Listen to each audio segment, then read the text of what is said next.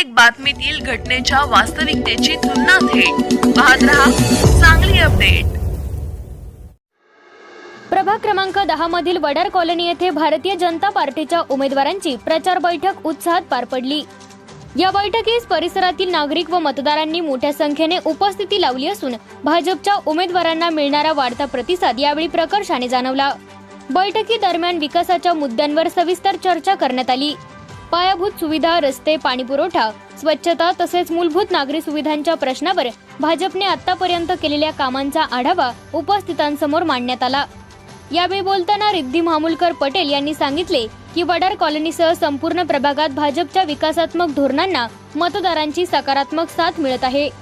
प्रचारादरम्यान नागरिकांकडून मिळणारा प्रतिसाद पाहता विकासालाच प्राधान्य देणाऱ्या भाजपवर मतदारांचा विश्वास अधिक दृढ होत असल्याचे स्पष्ट होत आहे। बैठकीत नागरिकांनीही आपल्या समस्या आणि अपेक्षा मांडल्या असून त्या सोडवण्यासाठी प्राधान्याने प्रयत्न करण्यात येतील असा विश्वास उमेदवारांकडून व्यक्त करण्यात आला। एकंदरीत या बैठकीमुळे प्रभाग क्रमांक 10 मधील भाजपच्या प्रचाराला अधिक बळ मिळाल्याचे चित्र दिसून आले।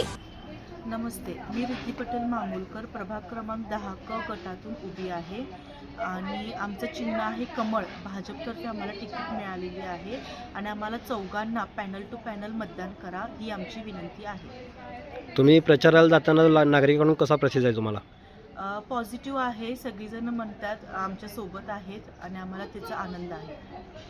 प्रचार दरम्यान नागरिकांनी काही समस्या वगैरे तुमच्याकडे समोर मांडल्यात? हो, एक कुत्र्यांचा समस्या मांडलेला आहे, स्ट्रीट डॉग्सचा, आणि एक गटरचा, आणि दुसरा आहे ते कचरा टाईम टू टाईम येत नाही, गार्बेज व्हॅन जे टाईम टू टाईम येत नाही त्याच्याबद्दल। बरं, नागरिकांसमोर तुम्ही आता मतं मागायला जाताना कोणतं विजन घेऊन जात आहे? आमचं विजन हे आहे की तुमची जे काही पण समस्या असेल ते आम्ही 100% पूर्ण करू आणि आमचे प्रयत्न कायम तेच राहणार आणि पहिला नागरिकाची समस्या आम्ही पूर्ण करण्यात आमचं हे मत आहे।